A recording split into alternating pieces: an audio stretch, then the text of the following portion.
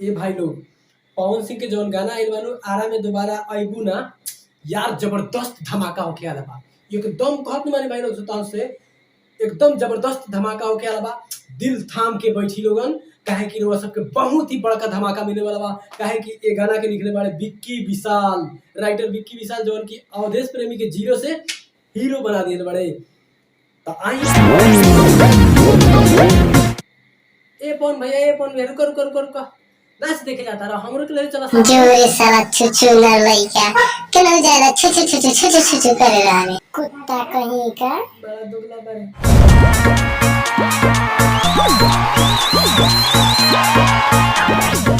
कहाँ जाता रू? नाचे जाता रू? अभी पवन भैया आते बड़े, हम देखनी रास्ता में मोटरसाइकिल से नू आते बड़े। तू चलो नाचे तब तक, तू आते बड़े भैया, हम उनके साथ में आवता नहीं देखे। साटा आइल बानी सोटो बुना जोरी, साटा आइल बानी सोटे बना जोरी।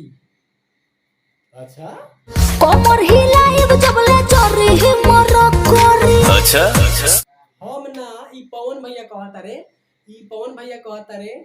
अच्छा खट मीठी जवानी के चिखइबू ना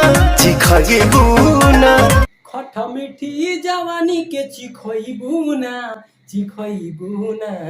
हमरा के ना पवन भैया के चिखावा, हमरा अभी जवानी चिखे के उम्र थोड़े भइल बा भाई लोग। बबुआ के खुश करके जाइबू ना। ये बतिया तो कहता नहीं हम भौजी से। अरे आरा में दोबारा फेरू आइबू ना।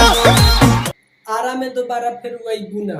ए पवन भैया, खेसारी भैया नु जांग पर मार के कहते, तू जांग पर नहीं खा मार। ई विक्की विशाल के लिखल ओरिजिनल गाना है, कोनो चोरी वाला ना।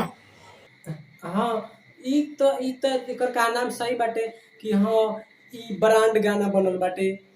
वीडियो भी एकदम फारूक वीडियो बनल बाटे। हम ये बात पे एग्री बानी भाई, और आगे आगे देखत चला। और पोसन धन विक्की विशाल के। अब मोदी जी मरते तू कहिया से गाना गावे लगल हो? सब सरवा का बहन सपनवा में आती है।